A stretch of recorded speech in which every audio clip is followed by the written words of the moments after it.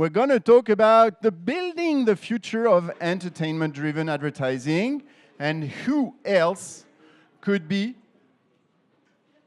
who else could be a better speaker for this session than, of course, Damien Bernet, the VP EMEA of Netflix Ads. Welcome, Damien. How are you doing? Merci, welcome. Let's see it if you don't mind.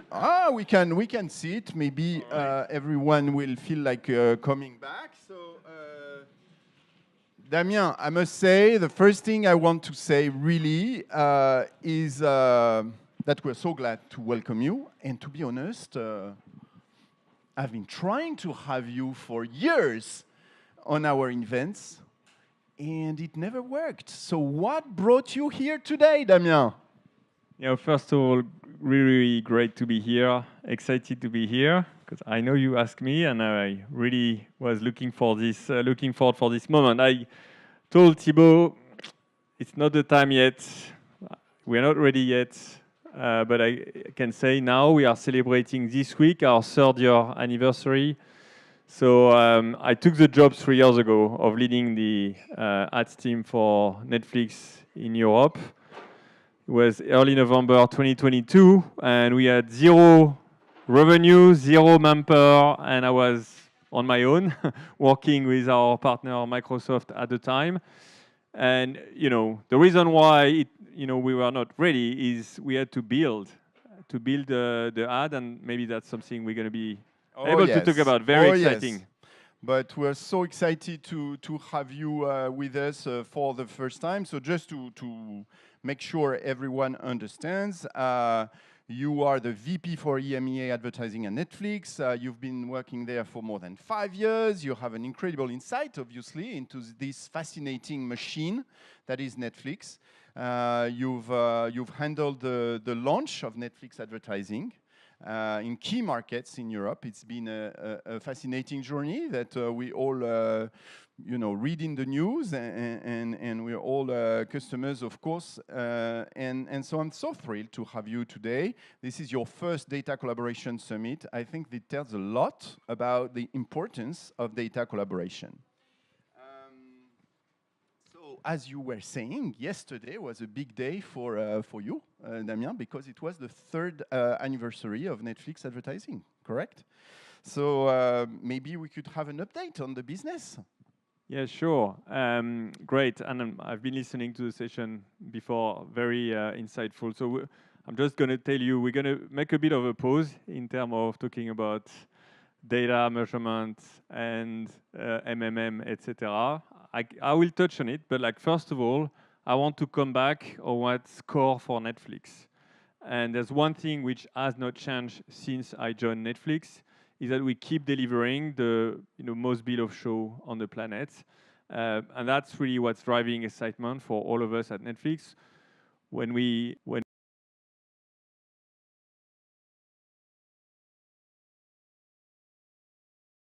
end of the day, because we create this excitement. One example I want to use is a UK show. I'm based here in London, Adolescence. I'm sure you've heard all about Adolescence. It's a great illustration of what only Netflix can do. Building a very local UK show, but that resonates in the world. We have more than 100 million viewers globally for that show. It got an Emmy Awards for the best screenwriter, Emmy Awards. Then really with this show, we got this amazing ability to build a show locally, which travel globally. So again, coming back to that, and also we have the classic returning seasons. We had Wednesday, season 2, amazing global success, and we had also Squid Game coming back there. All very excited. What has been your strategy for building the ads business in EMEA, and do you think you executed it perfectly? Not perfectly, never perfect. There's so much still we need to do. The strategy, I would say, first of all, we've been listening to you. We've been listening to advertisers. We've been listening to media agencies because we wanted to build the advertising solution that was going to deliver impact and outcomes for you advertisers. So the first thing we heard, like, you need scale, right? At the beginning, I was saying I had 0 member. So how do we build scale? We have a fantastic machine with Netflix. We have more than 300 million members across the world, almost 1 billion viewers. So we just starting leveraging this with launching the ads plan. And I'm super proud, like today, after 3 years, to tell you, like, I think I was reading the press this morning from Les Echos in France, and it says, le pari est gagné, the bet is won. We've just announced 10 million unique viewers in France. Here in the UK, we have 12 million, according to Barb, and that's pretty amazing. Like driving from 0 to 12 here in the UK, and globally, we have 190 million viewers globally. So that's 0 to 190 in just 3 years' time. The additional thing is in terms of engagement. In the UK here, again, according to Barb, we have 19 hours of monthly engagement per viewer, which is the highest you can find in the streaming world, including broadcast video. You don't find that anywhere else. We are number 1. And in terms of viewing share, we have in the UK, for streaming with ads, we have 23% viewing share, which is, again, number 1. So scale has been like a big priority. If you give me a minute. Of course, I give you everything you want. I know we've talked a lot. I've heard a lot about measurement. So I know you're all passionate about measurement, of course. That's the other thing we've heard from advertisers right at the beginning. They trust Netflix as a brand. They trust Netflix as an impact, but trust is not enough, right? Everyone wants a demonstration. Everyone wants a proof point. So we focused on 3 areas, really like engagement, attention, and of course, you talked about it, incrementality. So engagement, I talked about it. It's across Europe, we have 39 hours per household per month. Again, the highest you can find in the streaming world. Attention, I give you an example from TVision. I don't know if you're familiar with TVision. TVision, they measure the attention level of our viewers. And it turns out that the level of attention of a given member of Netflix at the beginning of a show and 3 hours into the show is consistent, is the same.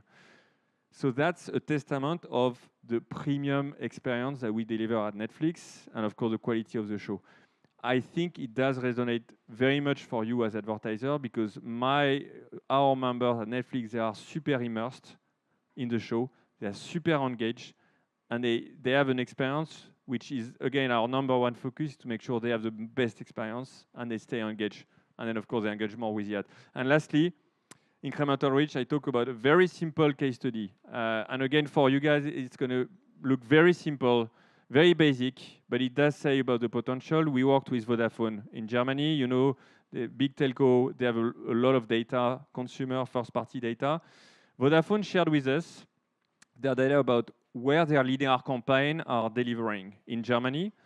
I'll take the example of Hamburg, the city of Hamburg. It was all red. Red meaning they can't reach people in Hamburg anymore because they don't watch much linear TV anymore. And then we looked at our own map. Where is Netflix ads delivering? And Hamburg turned out to be all green. So we did all red, all green. We did a campaign, and then we matched, and we found out 68% incremental reach for Netflix. And it's 2.4 times less expensive than having a linear TV campaign. So I love this example. Thanks for explaining it so clearly, because I think, again, it's another type of data matching. We're not talking in that specific case of a perfect individual match. We're talking about matching maybe area zones and zip codes as far as gaining what Laetitia said in the beginning, new users, new members, new customers for Vodafone, and looking at the reach really and measuring the incremental reach. This is, I think, a key topic for everyone, and again, one that can be generated by data collaboration. So thank you for this, Damien. Really, you talked about reach, you talked about scale, you talked about engagement. Why don't you tell us a little bit now about your in-house ad tech stack that, if I'm correct, you launched this summer, and how has it worked with clients? I think it's a great transition, what you just said. We are already able to demonstrate pretty tremendous incrementality with to be honest, very basic methodology. So having our in-house ad tech is everything you've been talking about, everything you do as, especially you, the retailers, very, very data-driven. That tells a lot about the potential that we're going to be able to build with Netflix in terms of building our ad tech. We like to describe our methodology as crawl, walk, run. And we've been crawling for a few years, and we've been really happy to have great advertisers trusting Netflix, working with us to help us build the solution for the future. Now we are very much in the working phase with our own ad tech. I think there are a few benefits. I'll be brief. Don't worry. Like, one is speed of execution, of course. With our own ad tech, we don't depend on third party, so it's much quicker to go from pitch to pay with you and our clients. The other thing is, of course, innovation. Better, more precise targeting with all the first-party signals we're getting from Netflix. We can do much better. We start working with data clean room. Alexa is here. I don't know. LiveRamp. Oh yes, she's definitely anyway, here. She's speaking. I hope she is, because she's speaking in a few minutes now. She's taking a break. But anyway, so we've talked already about all the potential. The simple case study I described with Vodafone, let's imagine how we can scale that if we go more granular in data and more precise, thanks to data clean room. So that tells a lot. Same for measurements. We can do a lot more with our own clean room. And lastly speaking, really easy to buy. I know you mentioned with Amazon the easy to buy. Yes, that's really I was going to ask, because you recently expanded your programmatic partners with Yahoo and Amazon. Stan is here and listening to what you're going to say about this. Can you tell us a bit more about your programmatic strategy, Damien? Yeah, Stan is here, so I'm going to control myself. Yeah, we talked about it. Like, I got the usual question from journalists: why are you working with your competitor? Like, I see Amazon as a partner. Like, I think we are growing our business. Of course, we are competing, but we are also working on growing the pie and growing the efficacy of advertising. So our objective is really, again, listening to our clients to make sure we are where they want us to be. We've heard so much from you, advertisers and clients, like, the landscape is so complex. I mean, you have to be a very smart engineer to understand all of these things. So our goal is to make sure that, where we are today, we give you the ability to make us easy to buy. And then we want to expand the number of brands. And there are some brands that are only going to buy Netflix if we are present on DV360 or Trade Desk or Amazon DSP. Yeah, I mean, if I can, say anything from the brand's perspective, after working 25 years with them, they need to be able to be in charge. They need some kind of self-serve. They need some kind of ability to measure, to target. That's really key. So and simplicity. So keep that in mind whenever you make your ad tech choices. We'll be here to remind, to be sometimes the voice of the brands, but really, thanks for bringing this to the table. I think Netflix is part of the consumer landscape on a daily basis, 19 hours a month, you said, for your customers, and there's so many of them. Netflix had to be part of the data collaboration topic, so today is a big day, we believe, also for us. We had a question, because you said, and you talked about the great content you create at Netflix. Can you share maybe a little bit how you can leverage this in order to better connect brands with your IP?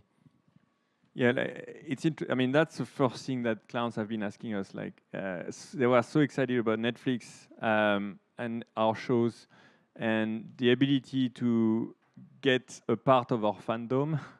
The fandom is so, when you do marketing, it's something so hard to capture, right? And they see, and I could talk for a long time about how we create this fandom and this very specific, creative system at Netflix. Anyway, I think being able to connect your brands with our fandom is something that has been the most exciting stuff for advertisers right from the beginning. I have to say it's not going to be the largest part of my business. So I have to make sure that I'm also super good in terms of measurement, targeting. This is where I'm going to make more money. But like clearly, brand partnership is huge, especially for larger advertisers. We see some results. I mean, the research is very, very clear. We see research demonstrating that 70% of Gen Z and millennials are more likely to buy a product which has been advertised next to a big show, a tentpole.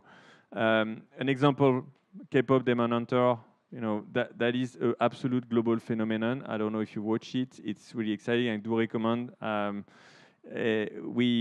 soundtrack. You know, people in this room, they work a lot. So you need to also understand that we don't have 100% of our free time to spend on Netflix. Or listen to the song on Spotify. It's number one on Spotify. Actually, it's been number one for quite a number of weeks. It's higher than Taylor Swift. So it means a lot to me and to us.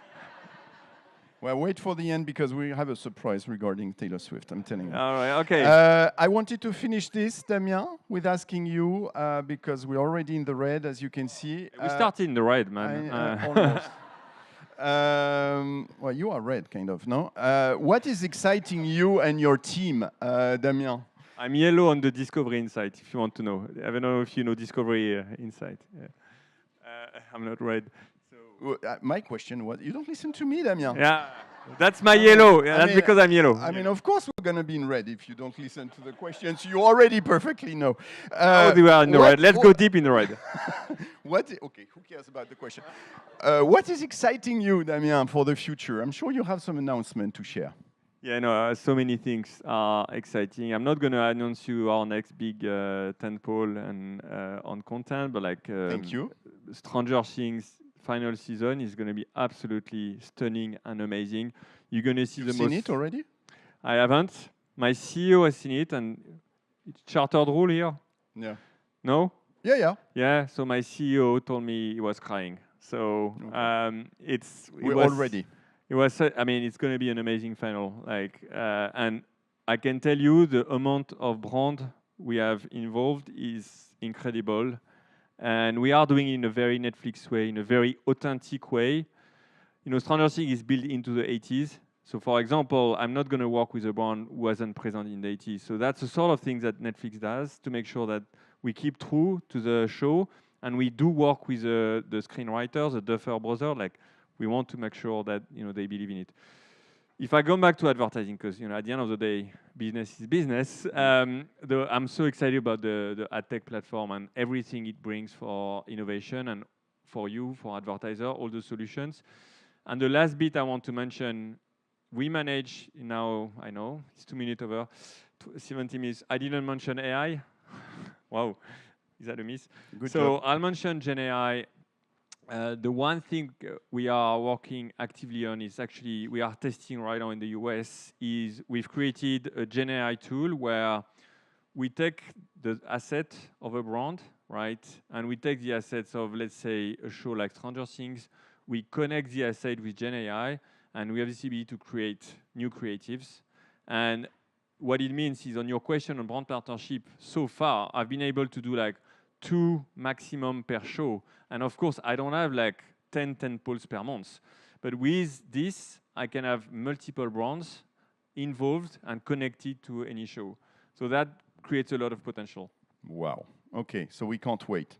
Damien, thank you. Congrats. Thank you very much. Thank you, everyone. I'm thrilled to welcome to the stage Laure and Luca, who will be hosting our next 3 guest speakers, Petros, Alexia, and George.